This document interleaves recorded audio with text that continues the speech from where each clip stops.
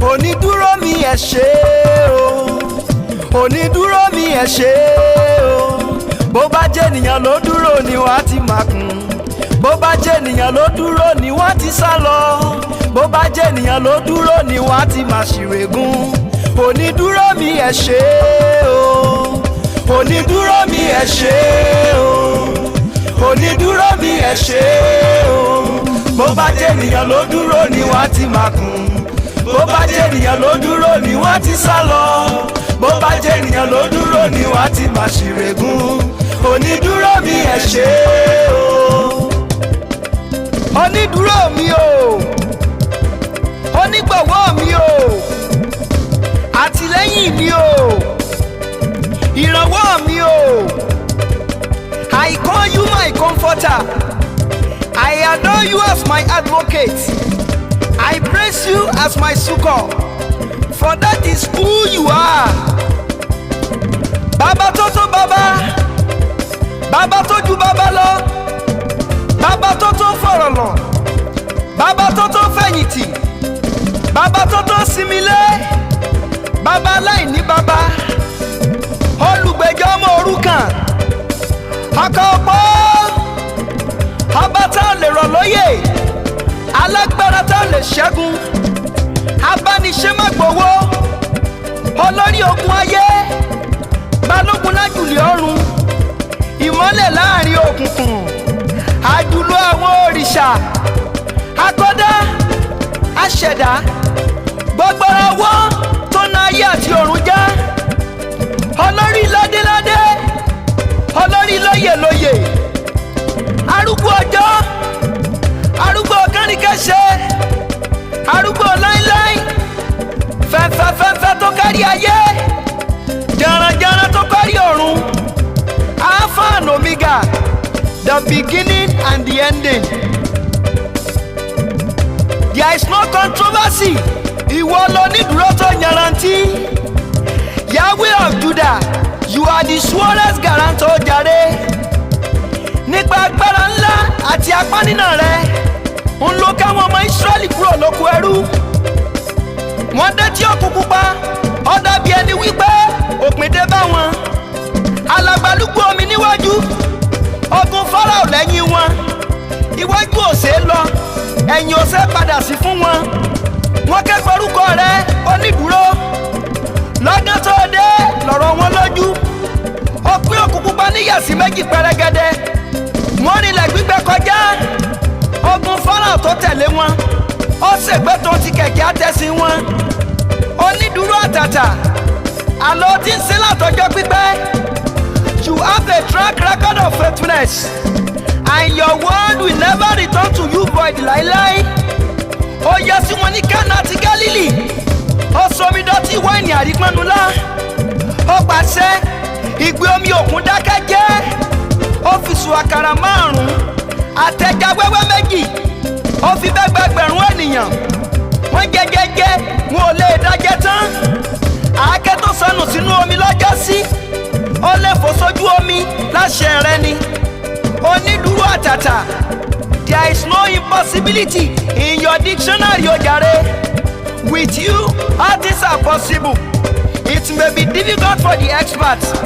Ó lè rújú fáwọn ọ̀jọ̀gbọ́n, ó lè ta kókó fáwọn ọlọ́gbọ́n dorí ẹja mú. Lọ́dọ̀ rẹ, ìrọ̀rùn ló bá dé o. Ìwọ lónídúró tó yanrantí. Yahweh of Judah, you are the surest guarantor. Báráyé ló bá dúró, a ti sún wọn sútẹ́. Bọ́mọ ènìyàn bá ní, wọ́n á ti máa kùn, wọ́n á ti máa ṣìrègùn. Àní bọ́lúwo bá kọ́lé, asán làwọn olùkọ́ ń ṣe. Bọ́lúwo pàlúmọ́, àwọn olùsọ̀ ń jí lásán. Ègbé ni fẹ́ni tó fẹ́ lẹ́rẹ́rẹ́ ṣègbẹ́kẹ̀lé o. Asán ni kẹ̀kẹ́ àtẹ̀sí lọ́jọ́ ogun. Olúwa, ìwọ lónídúró tó dájú. Jehovah overdo. I have learned to put my trust in you and not in the arm of flesh. Onídúró mi o, ìwọ ló dúró tì mí bí gbẹ̀kẹ́ ti fọwọ́ ti lé. tí òjò bẹ̀ ó yẹ̀ dànù. Ẹ mà ṣe o. You are the mighty pillar that upholds my my life. Òpó ńlá tó di ayé mi mú gbágbágbá. Igi lẹ́yìn ọgbà mi, ẹ ṣeun. My rock, àpáta mi, my shield, my stronghold, ilé ìṣọ́ gíga mi. I boldly confess pé wọ́n lọ nídúró tèmi. Bó ṣe ń dán, tó ń dùn, tó ń júṣe, onídúró mi, ìwọ ni. Àṣírí wà láàyè mi, onídúró mi, ìwọ ni. Àlọ́rẹ́, àbọ̀rẹ́, onídúró mi, ìwọ ni. Òkè tálágbára gùn tó mí ẹlẹ́. Èmi ọmọ rẹ gòkè ọ̀hún, mo padà wá dúpẹ́. Mo lanú iná kọjá, iná yí òjò mi. Mo bọ́ sínú alágbára omi, kò rí mi gbé lọ. Mo gbanú ẹ̀gún kọjá, ẹ̀gún ògún mi lẹ́sẹ̀. Ọ̀tá alẹ́ ní pẹ́ẹ́dẹ̀gùn dè mí. Àní wọ́n lúgọ síbi tí wọ́n mọ̀ pé mi ò lè ṣaláìgbà kọjá. Wọ́n gbẹ́ kòtò kọ́mọ olórí ó lè dín sí. Ìgbà tí mo débẹ̀, ẹ̀gún ògún mi, bẹ́ẹ̀ ni n ò jì sọ́fìn. Mo kọjá láì farapa. Àwọn ọ̀tá yanu, wọn ò lè dápadé. Wọ́n béèrè, wọ́n ní báwo ni mo ṣe ṣe, báwo ni mo ṣe kọjá. They open their mouth in amazement and great disappointment. Wọn ò mọ̀ wípé mo ní baba ní ìgbẹ́jọ́. Onídùúró tó kábẹ́bù, onídùúró tó yanrantí.